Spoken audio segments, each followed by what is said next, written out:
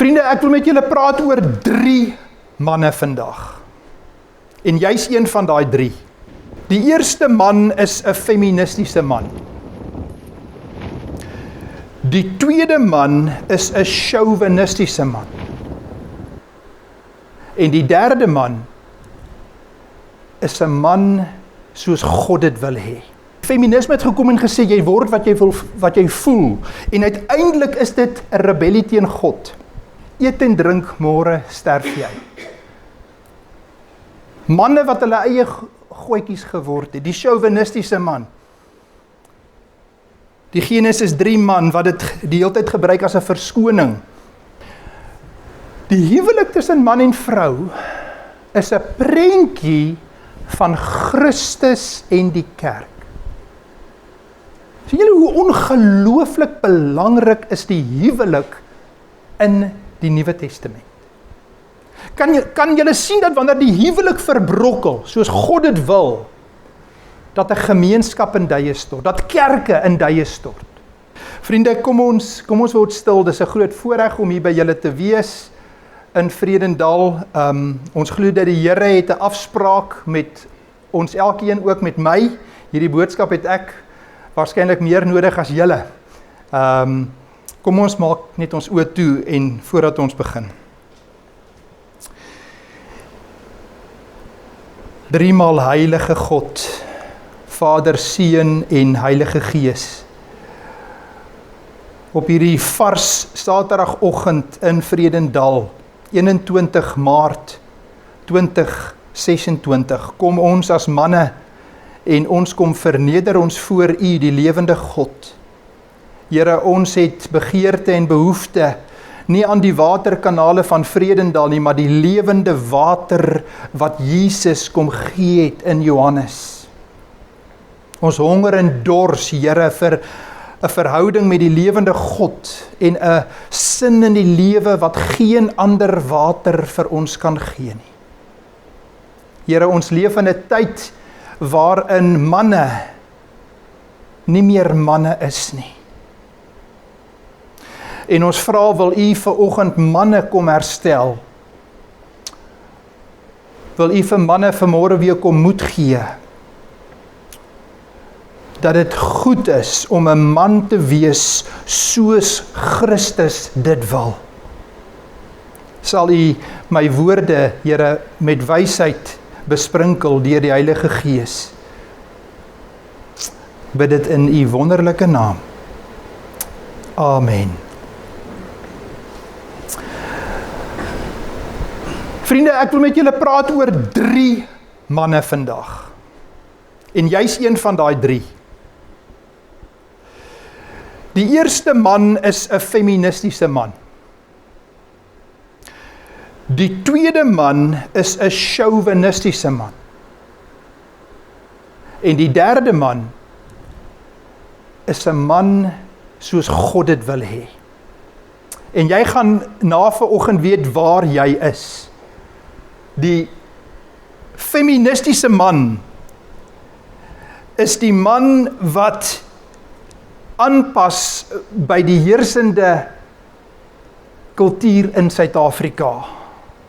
As jy die TV aansit, dan hoor jy die feminisme. Die feminisme waar die vrou God geword het. Waar die rolle omgedraai word. Ken julle dit? Sien julle dit op die TV? Ek luister nou die dag na 'n onderhoud, ek dink dit was op Kyknet. En dit gaan oor die gereformeerde kerke waar die synode besluit het om by die goddelike rolle te bly vir man en vrou in die huwelik, maar ook in die erediens en die ouderlinge. En selfs van akademia waar 'n Christen Afrikaanse universiteit begin is daar 'n dosent in politieke wetenskap. En ek wil vir julle speel wat sy toe sê oor hierdie nuwe besluit van die gereformeerde kerk. Dit het vir my deel gevorm van 'n tendens wat mense op die oomblik sien waar 'n nuwe konservatisme posvat wat dooie regse kategorieë nie kan oorkom nie. En dit klink asof ek nou die net wyd gooi, maar soos wat ons in die vorige segment gesê het ook, dat ons in 'n tyd is waar ons opnuut mag uitdruk en waar grense getrek word. Sy sê dis dooie regse kategorieë as ons Christus se rolle vir die erediens, vir die ouderling, vir die predikant in die kerk wil behou. Die vraag is of ons Afrikaanse identiteit by Akademia meer belangriker as Christus en sy woord. Selfs 'n instelling wat ons gehoop het wat getrou sal wees aan Christus en sy woord en nie kompromie sal maak met die feminisme nie. Die feminisme verder by die universiteite, weet julle wat geleer word, die dosente in Stellenbosch sê, jy's nie man of vrou nie. Dis gekonstrueer, jy skep dit, jou eie werklikhede. Dit word vir die nuwe teologie studente geleer, selfs by Wellington, waar die rolle verander word. Mans word gesê om nie net sag te wees nie, maar om basies ruggraatloos te word. En ons is verward. Ons hoor daar's 'n paar tekste wat gebruik word en ons verstaan dit nie. Ek wil vir jou net 'n paar tekste gee van hoe die Bybel gefeminiseer word. Kan ek vir jou 'n paar voorbeelde gee? Daar word gesê Genesis 1 en 2, ja, ons is almal in die beeld van God gemaak, man en vrou, gelykwaardig voor God, maar dan word die rolverdeling wat God alreeds daar gee, word ontken. Daar word net gesê in die begin is ons gelyk, en van Genesis 3 is ons nou nie meer gelyk nie, en ja, ons weet van die sonde wat gekom het, maar daar word gesê dat God het in die begin ons gelyk gemaak, en dan word Efesiërs 5, het julle al Efesiërs 5 vers 21 gelees? In sommige kerke is dit baie populêr om te begin met vers 21 wat sê julle moet aan mekaar onderdanig wees, en dan breek dit al die rolle verder af. Die Here sê ons is aan mekaar onderdanig, so nou is daar glad nie meer enige rolverdeling tussen man en vrou nie. Tussen kinders en ouers nie. Die kinders kan maar ongehoorsaam wees, want ons is ons nou aan mekaar onderdanig. Sê vers 21. Hoe tekste buite konteks misbruik word. Die geliefkoeste teks wat gewoonlik gebruik word deur die feministe is Galasiërs 3 vers 28. Daar's nie meer man en vrou nie. Ken julle daai teks? Nie meer Jood of Griek nie. Nie meer slaaf of eienaar nie. Ons is nou almal een met Christus. Wat mis hulle? Dit gaan oor jou redding. Wat het gebeur in Galasiërs? Hulle wou die besnydenis bybring, jy het ekstra goed nodig. Die Here sê nee, jy word gered deur Jesus Christus wat gesterf het aan die kruis vir jou sondes. Of jy man of vrou is, of jy Griek of Jood is, jy word op presies dieselfde manier gered. Maar dit gaan nie oor die rolle nie, die rolle wat die Here in die kerk gebring het. Dis wat die feminisme doen. Wat doen hulle verder? Hulle gaan sê, wanneer Paulus praat oor die rolle vir man en vrou in 1 Korintiërs, dan sal hulle sê, nee, maar dit was net 'n kulturele verskynsel van daardie dag. En een van die geliefkoeste gedeeltes in 1 Korintiërs, onthou julle die hoedens wat die dames gedra het toe ons kinders was, onthou julle dit? So hulle gebruik 1 Korintiërs 11 om te sê, sien julle, ons dra nie meer hoedens nie, die rolle moet weg. En dan gaan lees jy 1 Korintiërs 11 en wat staan daar?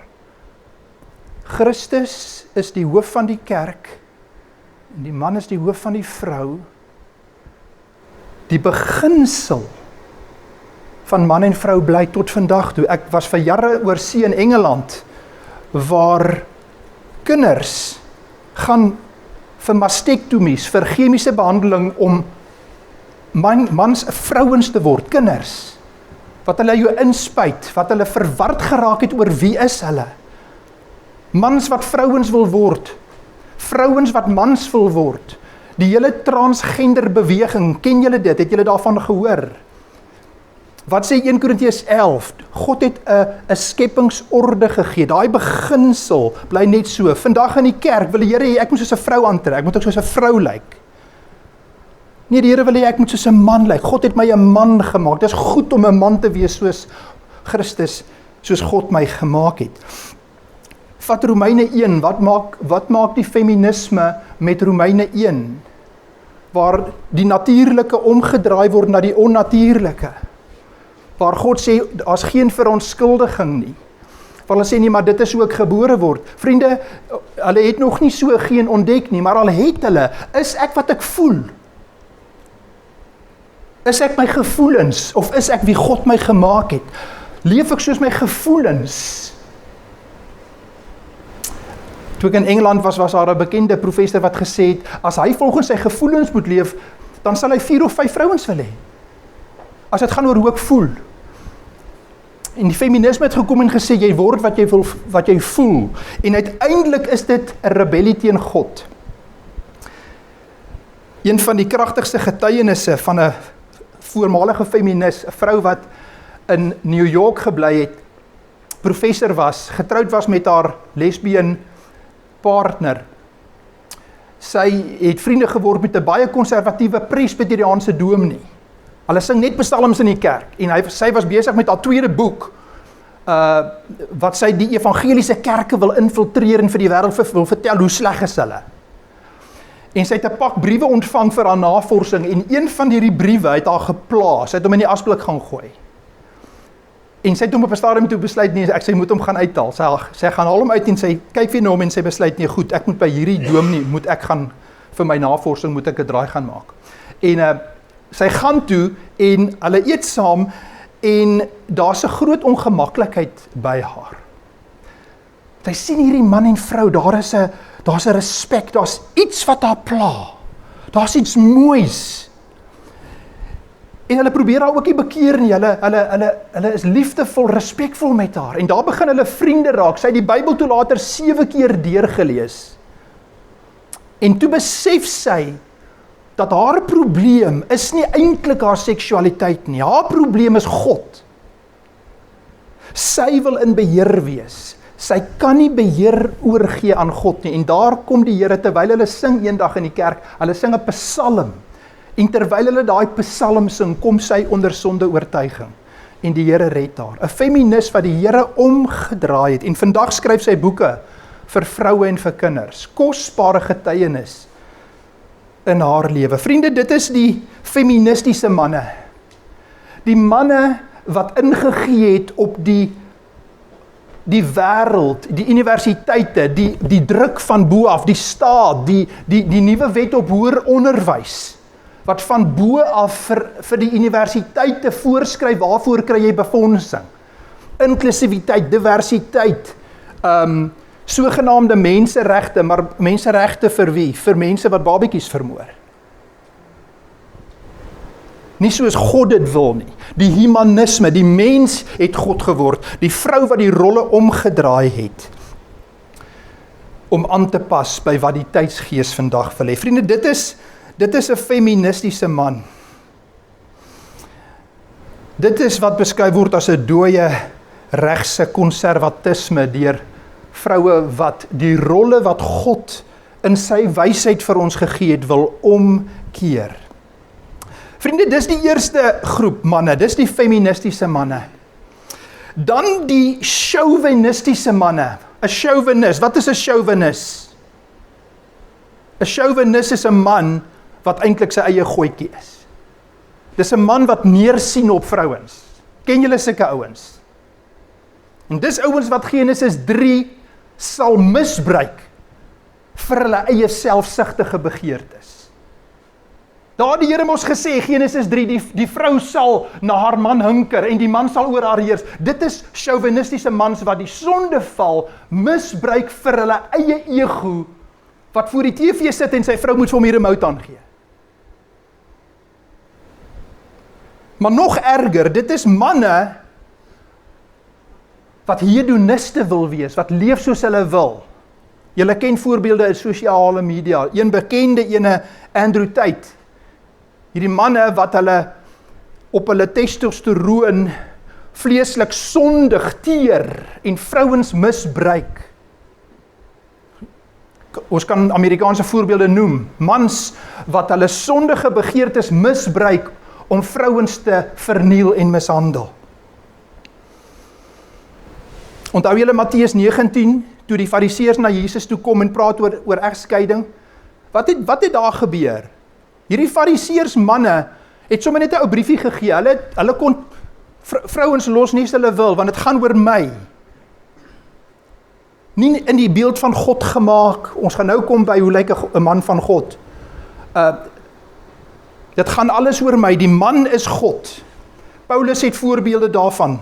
1 Korintiërs was vol daarvan. Onthou julle 1 Korintiërs 5? Daar's 'n jong man wat 'n buiteegtelike verhouding met sy stiefma het. En Paulus sê hierdie goed gebeur nie eers by die heidene nie. Dis manne wat narciste is en hulle is hulle eie goetjies. 1 Korintiërs 6, onthou julle daar waar die Paulus praat met die Korintiërs en hulle sê, ja, maar ek is vry in Christus, ek kan doen wat ek wil. Dan sê hy, jy kan nie doen wat jy wil nie. Jy kan nie aangaan in die sonde nie. Gaan lees gerus wie 1 Korintiërs 6. Vers 15 tot 20 praat oor seksuele sonde. Dan sê hy, jy's 'n tempel van die Here. Jy kan nie net doen wat jy wil nie. Jou liggaam behoort aan die Here. Hierdie manne het nie omgegee nie. Kom ek wil vir jou een teks gee, Filippense 3.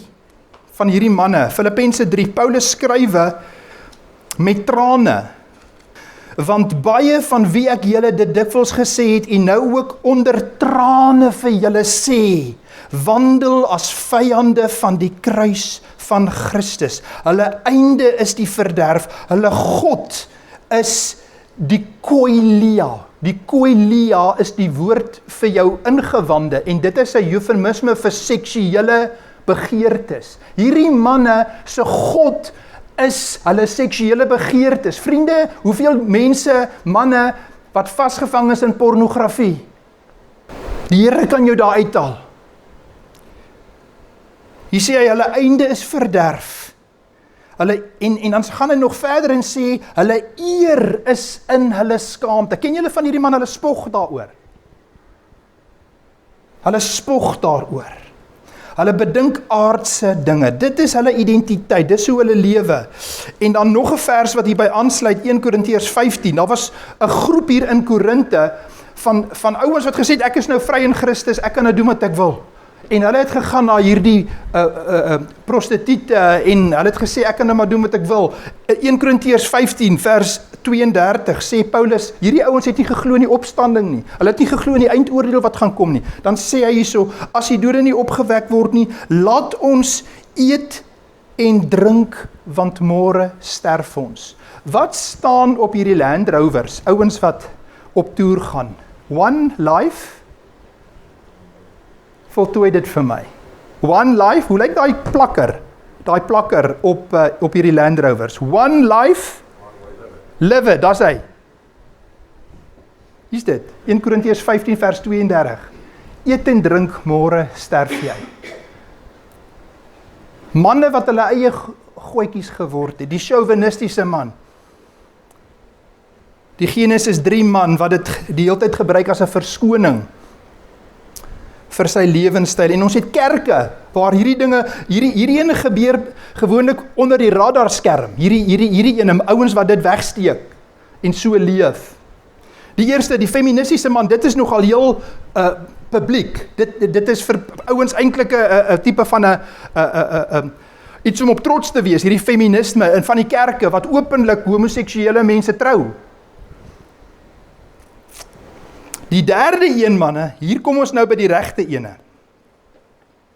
Dit is goed om 'n man te wees soos Christus dit wil. Dit is goed om 'n man te wees soos Christus dit wil. En kan ek jou terugvat na Genesis 1 en 2 toe?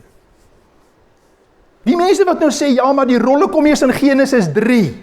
Na die sondeval, kan ek jou vat na Genesis 1 en 2 en julle gaan dit nou doen ook in die weke wat vorentoe. Hier's 'n wonderlike boekie wat ek net sommer gou dadelik wil sê, 'n boekie van Kevin DeYoung, Men and Women in the Church. Kosbare boek, nuwe boek wat julle ook kan kry, wat hierdie rolle verduidelik, Genesis 1 en 2.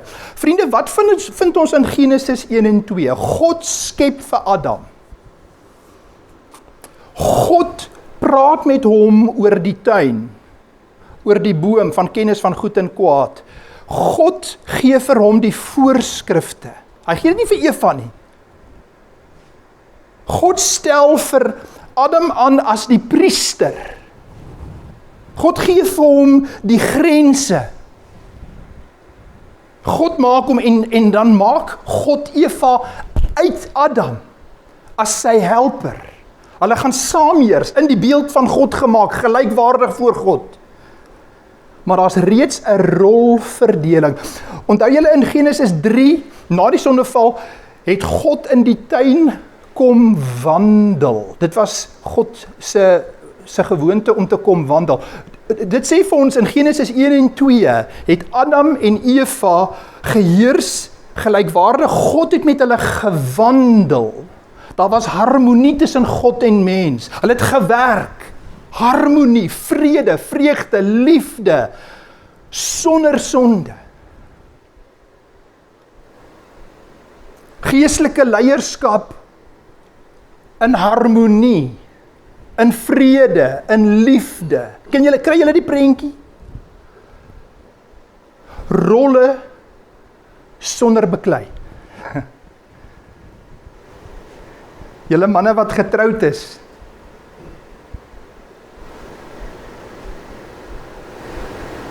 as jou vrou vir jou 'n drukkie kom gee, net 'n swinkie gee en vir jou in jou oor fluister en ietsie sê, en jy voel, sy respekteer my. Onthou jy dit? Dis Genesis 1 en 2.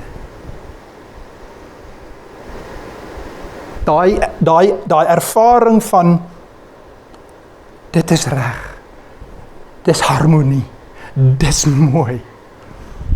Of wat jy vir haar ietsie gedoen het, ek kry sommer hoendervleis, jy het vir haar ietsie gedoen, en jy hoef dit nie te gedoen het nie, en sy het geblom. Dis Genesis 1 en 2. Nog 'n voorbeeld. Jy droog gemaak, en jy weet jy was stupid. En eerste wil jou sondige natuur inskop, en jy wil nie sê jy is jammer nie, en dan gaan jy gou uit, en dan binne 'n paar minute is jou hart sag, en jy besef, die Here wil hê, ek moet vir haar gaan sê, ek is jammer.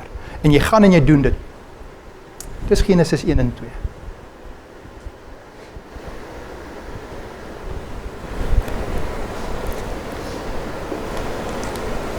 Ek wil vir jou 'n paar voorbeelde gee van 'n Genesis 1 en 2 man. Onthou julle die 10de plaag in Egipte? Die Here het met Moses gepraat en hulle moes nou die Pasga instel. Maak jou oë toe en dink aan hierdie prentjie terwyl ek dit vir jou verduidelik. En ons gaan nou, dit pas in by Genesis 1 en 2. Die Here sê vir Moses om vir al die Israeliete te sê, elke familie, elke gesin moet 'n lammetjie van 1 jaar voorberei.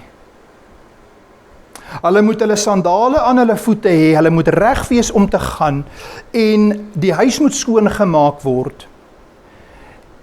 En die lammetjie moet voorberei word, en wie moet die bloed aan die deurkusyne smeer? Doen die kinders dit? Doen die mamma dit? Wie doen dit? Die papa. Die Genesis 1 en 2 man gaan smeer die bloed aan die deurkusyn vir sy huisgesin. Hy is die priester van sy huis. Die mamma en die kinders het hulle rol.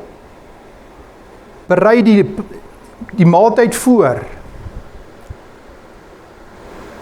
En die engel van die Here kom verby, en daar is redding vir daardie huis. My broer, is daar redding in jou huis?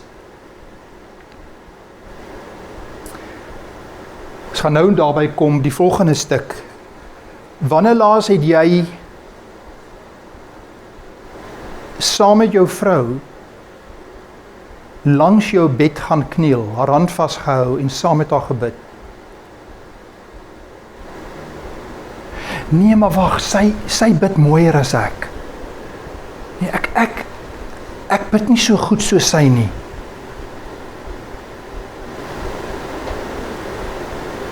Vriende, die Here kyk na jou hart. Hy kyk nie na die woorde nie. Dit is goed om 'n man te wees wat sy priesterlike amp aanvaar met sy persoonlikheid, wat sukkel om te bid, maar kan bid, wat miskien nie mooi sing nie, met foute, maar wat sy priesterlike amp aanneem, soos God dit wil hê. Dit is 'n goeie man. Kom ons gaan en ons gaan lees een van die kosbaarste gedeeltes oor hoe lyk 'n man van God. Ek wil julle vra om julle Bybels oop te maak, die van julle wat dit het, of sommer op jou foon as jy dit het. Maak dit oop by Efesiërs 5. Ons het nou net vinnig daarna verwys, onthou julle, ons het gesê, die een versie wat so misbruik word.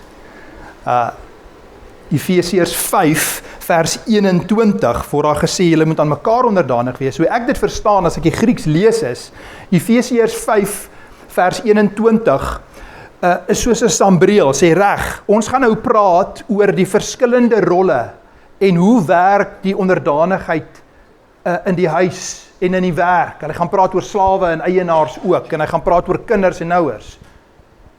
So die mense wat sê, nee, dit dekonstrueer nou alles, daar's nie meer rolle nie, daar's nie meer onderdanigheid nou nie, man en vrou nie, moet weet ook dat hulle sê eintlik ook, dat die kinders kan nou maar vir die ouers sê wat om te doen. Want dis die implikasie daarvan.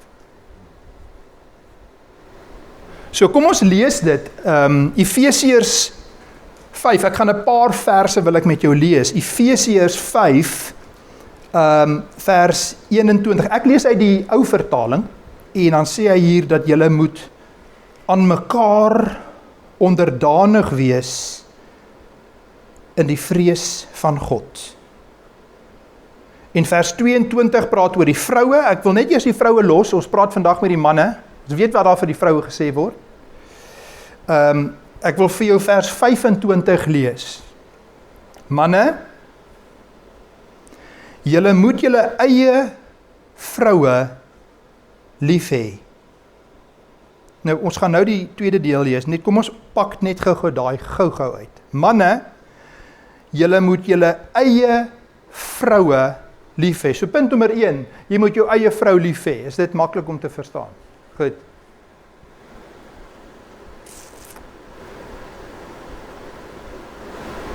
Verdien sy dit altyd? Is daar tye wat jy kwaad is?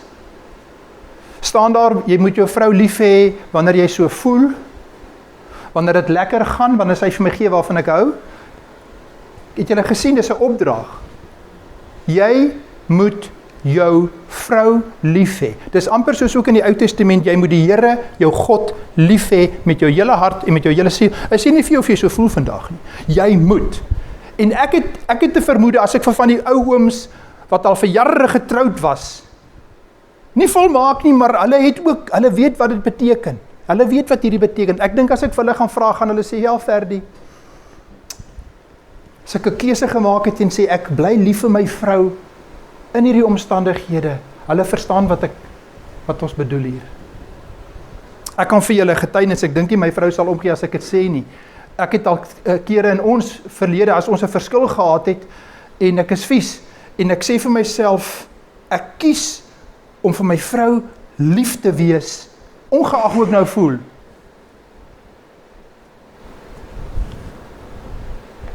Dit ontlont die situasie dadelik. Manne, julle moet julle vroue lief hê. Nou net eers die woordjie liefde hierso. Julle weet ons kry 3 soorte liefde in die Nuwe Testament. Eros liefde, dis passie, dis seksuele liefde. Dit kry jy oral, by die wêreld oral. Phileo liefde, dit is, ons kyk saam rugby, ons is spelle, dis lekker, ons kuier saam, ons speel saam golf, dis lekker om jou vriend te wees, dis phileo liefde. Die derde ene is agape liefde. Agape is 'n Griekse woord wat ons nie kry in die antieke wêreld in ander bronne behalwe die Bybel nie. Dit lyk vir ons of dit 'n woord is wat die Here Jesus en Paulus hulle gemaak het. En die inhoud van daai liefde is, ek opoffer op vir jou, en dit wys vir my, ek is lief vir jou.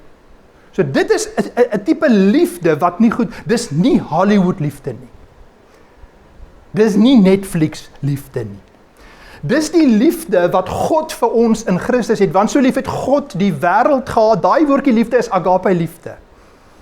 Goed, het ons dit. Manne, julle moet julle vrouens agape lief hê. Nog 'n voorbeeld, om dit te illustreer. Ons gaan nie nou baie in Petrus doen, daar's een versie in Petrus. Onthou julle Johannes 21, waar Jesus, nadat hy opgestaan het, verskyn hy 'n laaste keer aan hulle, en dan is hy by Petrus hulle, en dan vra hy mos vir Petrus, het jy my lief? Onthou julle dit? Nou ongelukkig gaan julle dit nie in die hele Afrikaanse vertaling kry nie. Jesus vra vir Petrus, het jy my agape lief? Bedoelende, het jy my so lief, dat jy bereid is om vir my te sterf? En hoe antwoord Petrus vir Jesus terug? Jesus, u weet dat ek u phileo lief het. Phileo. U is my pel. Dan vra Jesus 'n tweede keer vir hom, gaan doen dit in jou eie Bybelstudie. Het jy my agape lief? Dan antwoord hy weer, Jesus, ek het u phileo lief. En dan die derde keer, dan draai Jesus dit om en sê, het jy my phileo lief?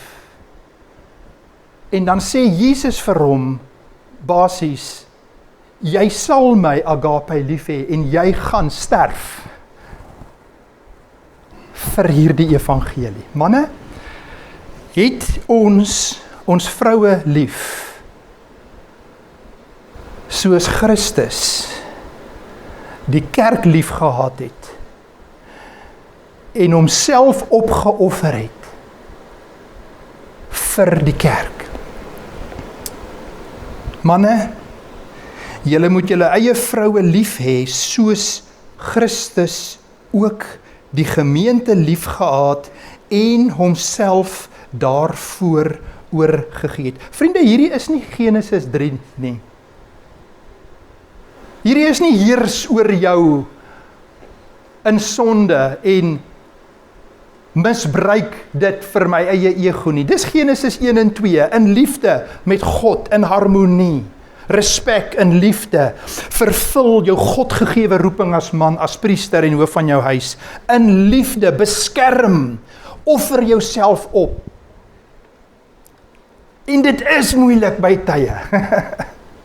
Natuurlik is dit moeilik by tye. Ek doen ietsie ekstra, en ek wil so graag hê dat hulle moet dit sien. Ek wil so graag hê my vrou moet dit sien, ek het nou ietsie ekstra gedoen.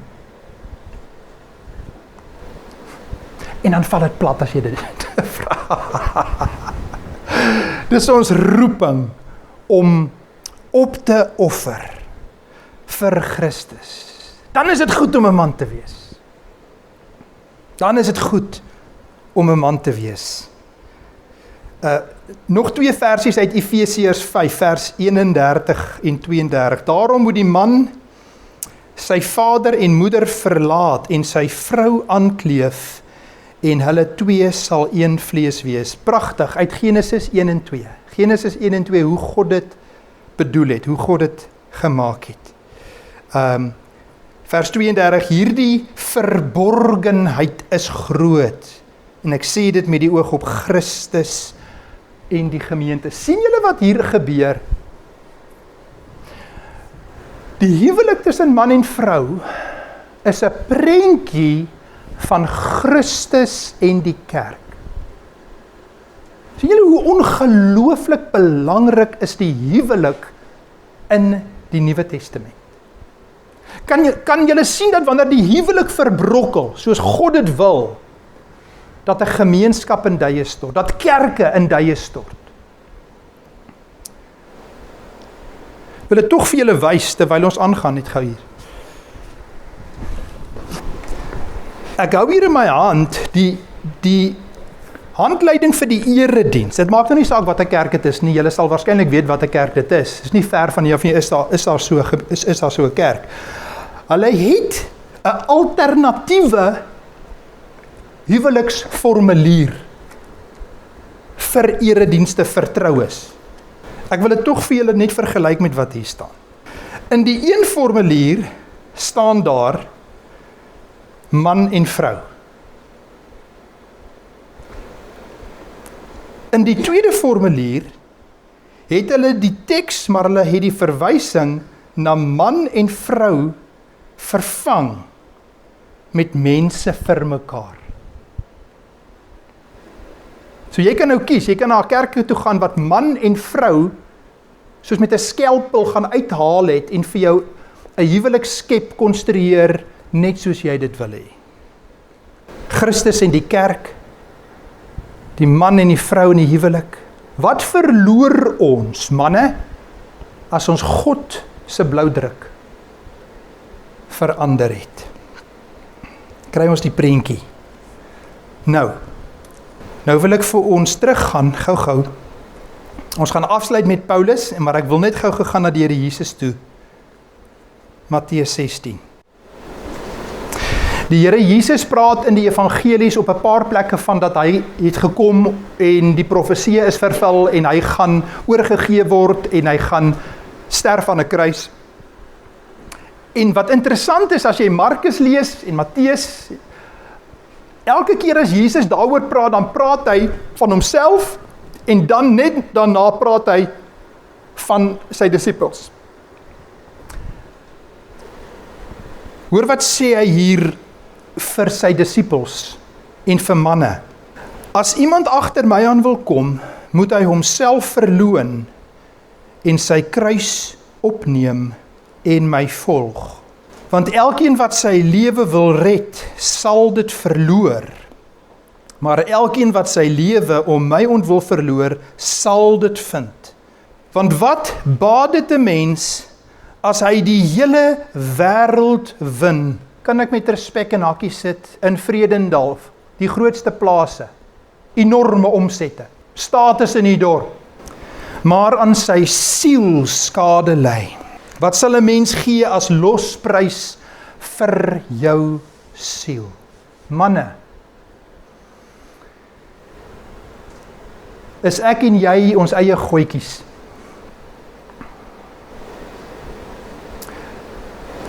Of dit nou 'n feministiese goetjie is of 'n chauvinistiese goetjie, is jy jou eie goetjie?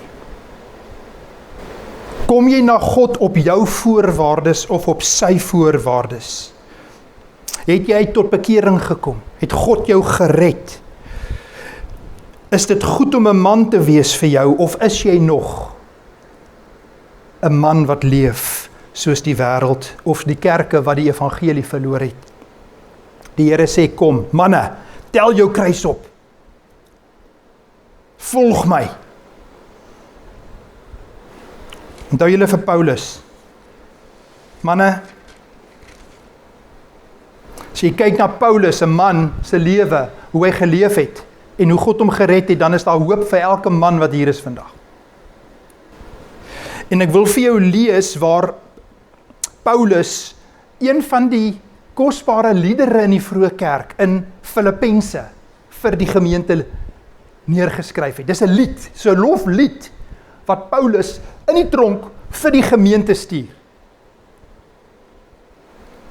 Vers 5 tot 11 van Filippense 2. Hy praat van hoe ons moet lewe. Vers 3 en 4, die agtergrond sê, moenie iets doen uit selfsug of uit ydelle eer nie, maar in nederigheid moet die een die ander hoër ag as homself. Julle moenie elkeen na sy eie belange omsien nie, maar elkeen ook na die ander sin. Nou, vers 5. Hierdie gesindheid moet in julle wees wat ook in Christus Jesus was. Hy wat in die gestalte van God was. Hy was God. Die drie eenheid van alle ewigheid tot alle ewigheid. Vader, Seun, Heilige Gees, nooit gemaak nie. Hy wat God is, het besluit om 'n mens te word. Hy wat in die gestalte God was, het dit geen roof geag om aan God gelyk te wees nie, maar het homself verneder deur die gestalte van 'n diensknegt aan te neem en aan die mense gelyk te word. en in gedaante gevind as 'n mens, het hy hom verneder deur gehoorsaam te word tot die dood toe, ja, die dood van die kruis. Manne, het ons gemaklike manne geword, wat net bedien wil word, wat nie soos Christus die priesters in ons huise is, en ons priesterlike amp en rol vervul, en bereid wees om met agape liefde vir ons vrou en ons gesin te sterwe.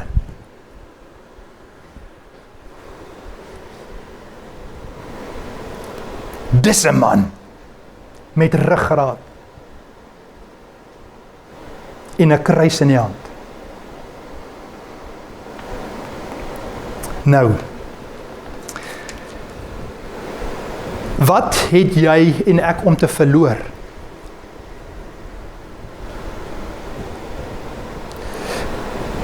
Paulus sê in net die volgende hoofstuk, wat dit kos. En Paulus het nogal 'n curriculum vitae gehad om te noem. Kom ek lees vir jou net so 'n stukkie, Filippense 3, vers 4. As iemand anders meen dat hy op sy vlees kan vertrou, ek nog meer. Dis geen kompetisie nie. Ons besny op die 8ste dag uit die geslag van Israel, uit die stam van Benjamin, 'n Hebreër uit die Hebreërs. Wat die wet betref is ek 'n Fariseer. Wat ywer betref 'n vervolger van die gemeente. Wat geregtigheid in die wet betref onberispelik. Maar wat vir my wins was, dit het ek om Christus wil skade geag. Ja, waarlik, ek ag ook alles skade om die uitnemendheid van die kennis van Christus Jesus, my Here, ter wille van wie ek alles prysgegee het as drek, om Christus as wins te verkry. Manne, is ons bereid om ons egos, om ons afgode na die kruis te bring, waar ons sal ontdek, dit is goed om 'n man te wees, soos God dit wil.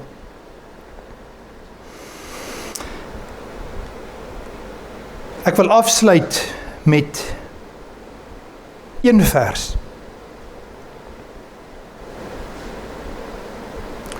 Onthou julle Joshua en Caleb, die twee manne wat getrou was, toe hulle in die beloofde land moet inkom, die afgodsdiens het weer 'n probleem begin raak. Die manne het hulle priesterlike amp en rol laat vaar. Die manne wou kompromie maak. Die manne was bang vir die ander volkere, die Amorite, die Jebusiete, die Kanaaniete. Hulle is te sterk. Die feminisme is te sterk, die chauviniste is te sterk. Manne is moedeloos. Wat sê Joshua? Wat sê manne van Vredendal op 21 Maart 2026? As dit verkeerd is in julle oë om die Here te dien, kies dan vir julle vandag wie julle wil dien. Of die gode wat julle vaders daar ander kant die Efraat gedien het, hier in die Kaap, of die gode van die Amorite, in wie se land julle woon, maar ons manne, ek en my huis, ons sal die Here dien. Amen. Here,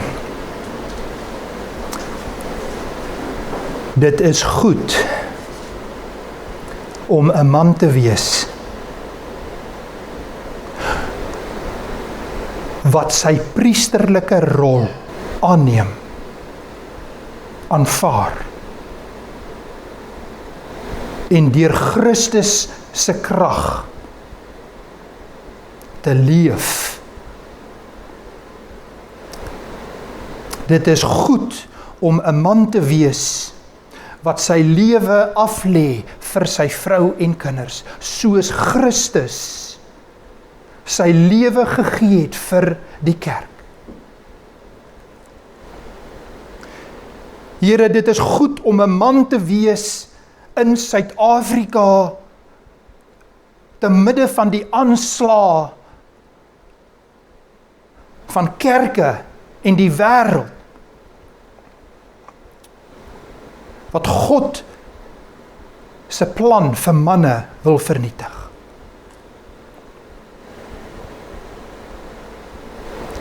Here, dit is goed om 'n man te wees soos Christus.